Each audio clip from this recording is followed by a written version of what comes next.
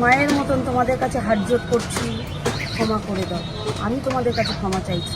উনি তো অন্যায় করেছে, আমি নিজে জানি না, সত্যিই বলছি, নিজে কখন ভিডিও ছেড়েছে আমি জানি না। অবশেষে ডিজে অরুণের দোকান ভাঙচুর করা হলো সাঁওতাল সম্প্রদায়কে অপমান করার জন্য। আর সমগ্র সাঁওতাল সম্প্রদায়ের দাবি, যতক্ষণ না ডিজে অরুণকে পুলিশ গ্রেপ্তার করছে ততক্ষণ ডিজে অরুণকে দোকান খুলতে দেবে না। যতদিন না ওকে পুলিশ গ্রেপ্তার করছে, যতদিন না ওকে আইনত ব্যবস্থা করা হচ্ছে, ততদিন এর দোকান আজ থেকে বন্ধ থাকবে। আমরা কালকেও আসবো, কালকেও দেখবো, যদি দোকান খোলা থাকে পুরো ভাঙচুর হবে দোকান। থানা থেকে পারমিশন নিয়ে আসবো, কালকে আমরা যদি দোকান খোলা পাই পুরো সব ভেঙে গুড়িয়ে দেবো। ওই কথাই আছে না, পিপিলিকার পাখা গজে মরিবার তলে, ঠিক তেমনই অবস্থা হয়েছে ডিজে অরুণের। মানে কি দরকার ছিল সাঁওতাল সম্প্রদায়কে নিয়ে বাজে কথা বলার? দেখ এবার কেমন লাগে।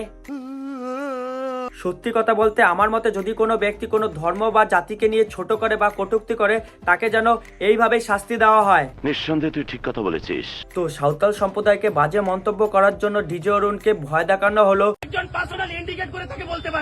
সবার সামনে রাস্তায় কান ধরানো হলো, পুলিশের গ্রেপ্তারের দাবি জানানো হলো, দোকান বন্ধ থাকবে যতদিন না একে থানায় গ্রেপ্তার করা হয়। ডিজে অরুণের দোকান ভাঙচুর করা হলো।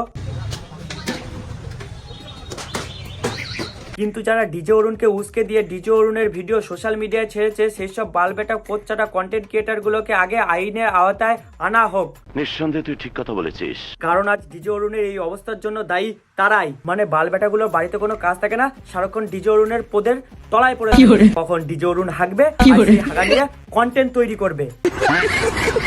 তাই ডিজে অরুণকে বলছি, ওইসব বালবেটা কন্টেন্ট ক্রিয়েটার গুলোকে নিয়ে নিজেকে বড় বাদশা ভেবো না, নাহলে দেখবে এরকম আদিবাসীরা তোমার পদে তীর ধনুক বুঝে দিয়েছে।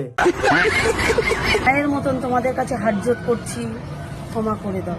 আমি তোমাদের কাছে ক্ষমা চাইছি। উনি তো অন্যায় করেছে, আমি নিজে জানি না, সত্যিই বলছি, নিজে কখন ভিডিও ছেড়েছে।